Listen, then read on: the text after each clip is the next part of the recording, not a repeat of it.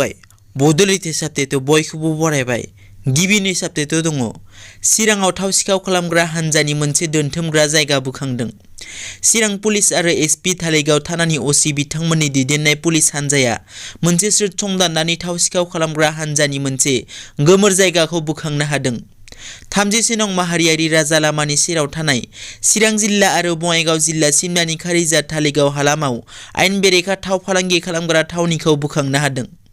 मख'नो गोनांदि चिरां पुलिसा संदाननायनि गेजेरजों थाव सिखाव हानजानि आयेन बेरेखा NL02L 7637 नंनि गंसे थाव रोगाग्रा ट्राक, गंसे AS19AC 3077 नंनि टाटा एसि गारि, गंसे AS19C9 8885 अट' भेन, गंसे AS14B 7412 बाजाज डिस्कभार बाइक, गंसे AS15R 4075 TBS निट्र' स्कुटार, गं 8000 आबुं ड्राम, गं 20 लाथिख' ड्राम, गंसे दै बोखांग्रा पाम्प, गंब्रै गुबुन गुबुन रोखोमनि पाइप, गं 3 मबाइल फन, गंनै थाव सुग्रा आइजें आरो गंसे थाव ड्राम खुलिग्रा आइजेंफोरखौ चिरां पुलिसनि हानजाया बोखांनो हादों। नैथियाव दङ गबिन्द बसुमतारिया बुंदों NDFB सोद्रोमाफोरा थाबैनो 4 लाख खरै रां मोनसिगोन। मैया शुक्रबार खालि क'क्राझार सहरनि बड'फा नोगोराव थानाय बड'लेण्ड हायुङारि गौथुमनि एसेम्बलि हलाव BTR नि गिबि बाजेट जथुम्माया जानानै थाङो।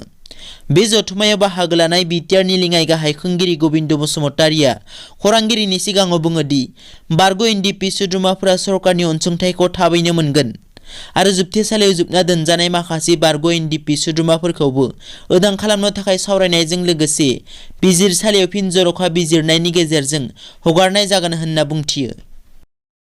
थामथियाव दङ हानि दाङाबाजियाव सेंग्राया रुवाजों देना बुथारो सासे बैसोगोरा आइजोखौ।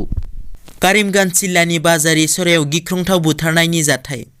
हाखौ मिरु खालामनानै जानाय दाङाबाजियाव जिउ खोमानो गोनां जायो सासे बैसोगोरा आइजोआ। मिथिनो मोननाय बायदिब्ला बैसोगोरा आइजोजों गोलाव समनिफ्रायनो रिंसार हिंहालाम मुंनि सासे सेंग्राया गावनि दखरसे हाखौ लानानै एना एनि जागासिनो दंमोन। बृहस्पतिबार खालि बे हायावनो औवा दाननो थांदोंमोन रिंसार हिंआ, नाथाय आइजोआ औवा दाननो हेंथा होनायाव रिंसार हिंआ आखायाव लाबाय थानाय रुवाजों देनानै होयो आरो लोगो लोगो जायगायावनो जिउ खोमानो गोनां जायो। ब्रैथियाव दङ कर्नाटकआव हौवा गोदाना हिन्जाव गोदानखौ गारना खारदों। कर्नाटकनि चिकामगलुरु जिल्लायाव मोनसे सोमोनांथाव जाथाया सोराङाव फैदों, जेराव बिसि जानो गोनां हिन्जाव गोदानखौ हाबानि मन्दपआवनो गालांना गावनि गोसो थोनाय सिख्लाजों खारलांदों हौवा गोदाना। बे जाथायनि उनावनो गोबाव खालामालासे हिन्जाव गोदानाबो हाबायाव फैनाय सासे सेंग्राजों हाबानि मन्दपआव जिरायो आरो जुलि जायो। मिथिनो मोननाय बादिब्ला हाबानि सानखालिनो हौवा गोदाननि गोसो थोनाय सिख्लाया गुबुन हिन्जावसाखौ जुलि लायोब्ला हाबा थिलियाव फैनानै बिस लोंना जिउ फोजोबना लागोन होनना सिगिदोंमोन।